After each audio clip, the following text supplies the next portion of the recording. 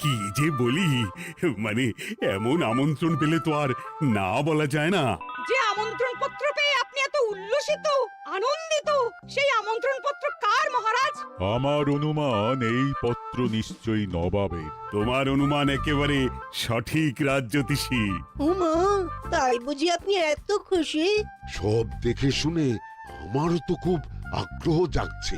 সে তো জাগবেই, তবে আগে ভাগেই বলে না দিয়ে আমি দেখছি কার কেমন সব চিন্তা ভাবনা মাথায় আসে। খবর তো একটা আছেই মহারাজ, তবে কথাতেই আছে না, যত হাসি তত কান্না। তাই ভালোর বদলে খারাপটাই মনে আসছে যে বেশি করে। বোঝো ঠেলা, সবকিছুতেই খালি ঘেঁটে দেওয়া।